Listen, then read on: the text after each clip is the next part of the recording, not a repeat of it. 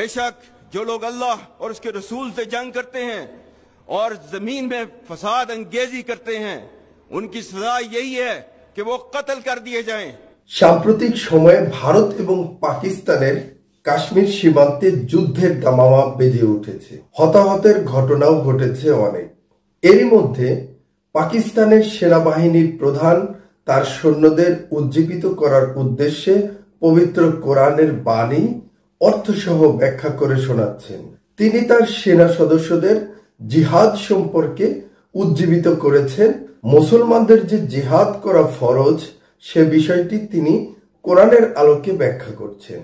ইন্নামা জাযাউল্লাযীনা ইউহারিবুনাল্লাহা ওয়া রাসূলাহু ওয়া ইয়াসআউনা ফিল আরদি ফাসাদান আন ইউকাতালু আও ইউসাল্লাবু আও তুকাত্তাআ আইদিহিম ওয়া আরজুলুহুম মিন খিলাফিন আও ইউনফাউ মিনাল আরদ যালিকা লাহুম খিজয়ুন ফিদ দুনিয়া ওয়া লাহুম ফিল আখিরাতি আযাবুন আযীম।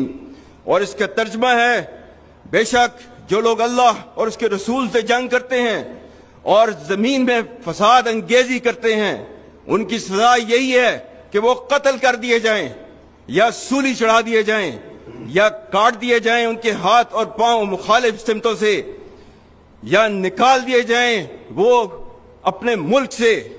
ये उनके लिए रुसवाई है दुनिया में और उनके लिए आखिरत में अजाब अजीम है। और सूरह माइदा की आयत 56 में अल्लाह ताला फरमाता है, और ये जंग जो उसके रास्ते में लड़ रहे होते हैं उनको फतह की नवीद देता है। फ़इन्न हिज़्बुल्लाहि हुमुल गालिबून, बेशक अल्लाह की जमात ही गालिब रहेगी।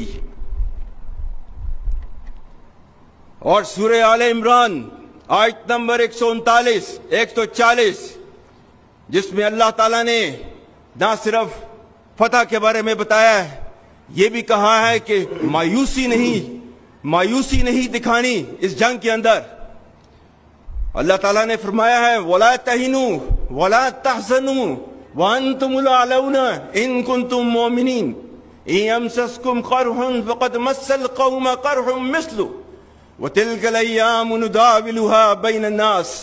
और इसका तर्जुमा है, और कमजोर न पड़ो और गम न करो, तुम ही गालिब होगे अगर तुम मोमिन हो। अगर तुम्हें जख्म लगे हैं तो तुम्हारे मुखालिफ भी तो ऐसे ही जख्मी हुए हैं। हम दिनों को लोगों के दरमियान बदलते रहते हैं।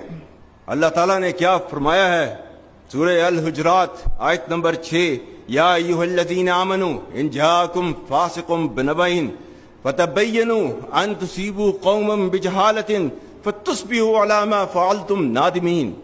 मोमिनो, अगर कोई फासिक तुम्हारे पास कोई खबर लेकर आए तो खूब तहकीक कर लिया करो, ताकि लोगों को बेजा ईजा न दे बैठो फिर अपने किए पर पछताते रह जाओ। पाक फौज जिंदाबाद, पाकिस्तान जिंदाबाद।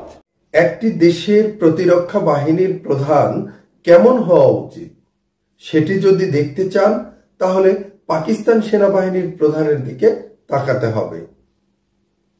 এই ভিডিওটি আপনাদের কেমন লেগেছে সেটি আমাদের কমেন্ট বক্সে জানাবেন। আপনাদের কাছে বরাবরের মতো অনুরোধ, আমাদেরকে নতুন নতুন ভিডিও তৈরিতে উৎসাহ যোগাবেন।